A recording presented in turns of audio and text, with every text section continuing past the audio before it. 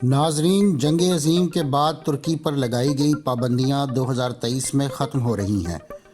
اور ترکی نے ویژن 2023 کے تحت اسلامی دنیا کے دو اور اہم ممالک ایران اور پاکستان کے ساتھ مشترکہ طور پر ایک اہم منصوبے کا اعلان کیا ہے۔ اسلام آباد سے تہران اور پھر استنبول تک ریل سروس چلانے کا یہ منصوبہ اگرچہ سن 2009 میں شروع کیا گیا تھا، مگر رواں برس کوئی بھی ٹرین اس روٹ پر نہ چل سکی، جس کی وجہ سے ان تین ممالک نے اس کی 2021 میں بحالی پر اتفاق کیا ہے۔ اس سروس کو ITI کنٹینر ٹرین کا نام دیا گیا ہے۔ اگر آپ مختلف سائنسی، تاریخی اور علمی موضوعات پر سوچتے ہیں اور مزید جاننے کا تجسس رکھتے ہیں تو سبسکرائب کیجئے ہمارا چینل اور بیل آئیکن دبائیے تاکہ ان موضوعات پر تیار کی گئی ہماری ویڈیوز آپ کو فوری مل سکیں۔ ترک قونصلر جنرل بلال پاشا کے مطابق اس منصوبے کی بحالی کا فیصلہ 2 ہفتے قبل ایک آن لائن اجلاس کے دوران کیا گیا ہے۔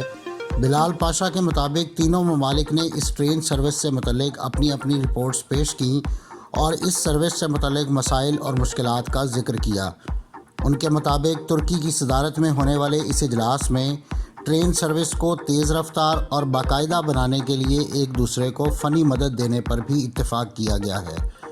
اس اجلاس میں یہ فیصلہ ہوا کہ مسائل کے باوجود جو سروس اس وقت دستیاب ہے اسے باقاعدگی سے چلایا جائے اور پھر بعد میں اس میں بہتری لا کر اسے مزید تیز تر بنایا جائے۔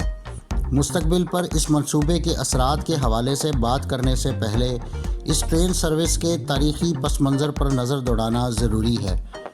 اس سروس کا آغاز سن 2009 میں پاکستان کے سابق صدر آصف زرداری،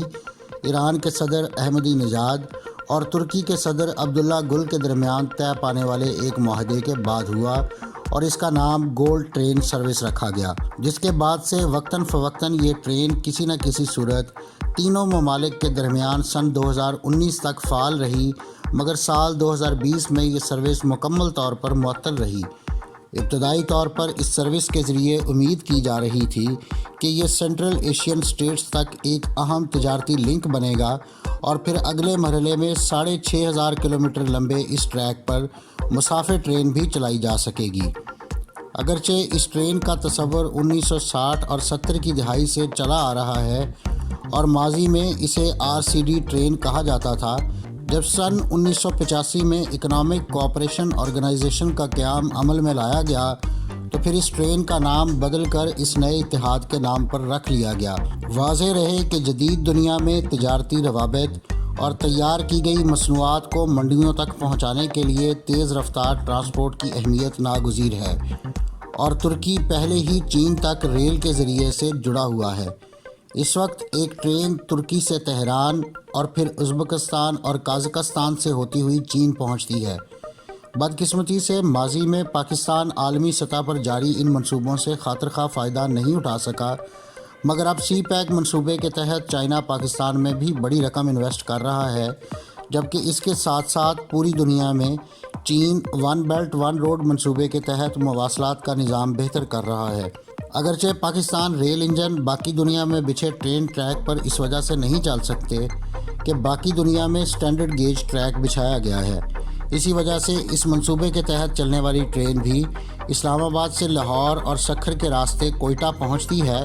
جہاں سے آگے پاکستان کے سرحدی شہر تفتان سے ہوتی ہوئی ایران کے شہر زاہدان تک کا سفر شروع ہوتا ہے۔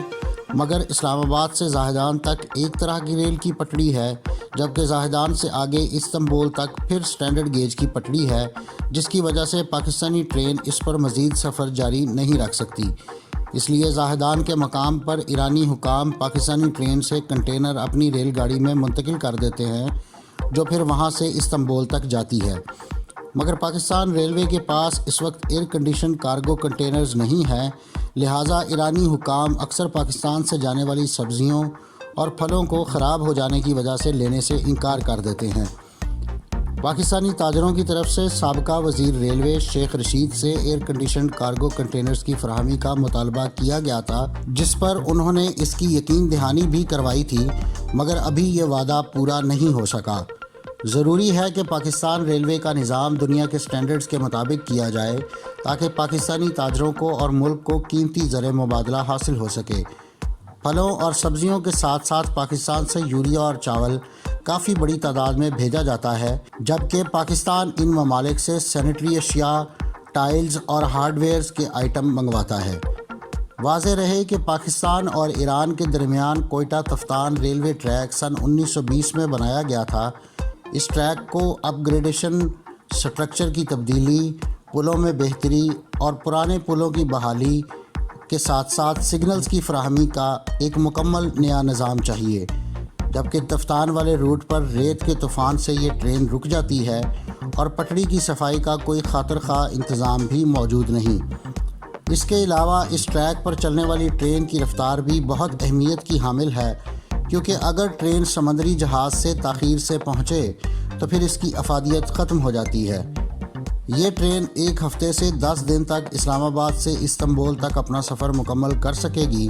جبکہ سمندری جہاز کو پاکستان سے استنبول تک 21 دن لگ جاتے ہیں۔ خوش آئند بات یہ ہے کہ تجارتی حجم کو بڑھانے کے لیے تینوں ممالک قریب آئے ہیں، جو یقیناً پاکستان کے فائدے میں ہے۔ ضروری ہے کہ پاکستان اپنے انفراسٹرکچر میں ضروری تبدیلیاں لے کر آئے تاکہ مستقبل کے نقشوں میں پاکستان ایک اہم معاشی طاقت بن کر ابھرے۔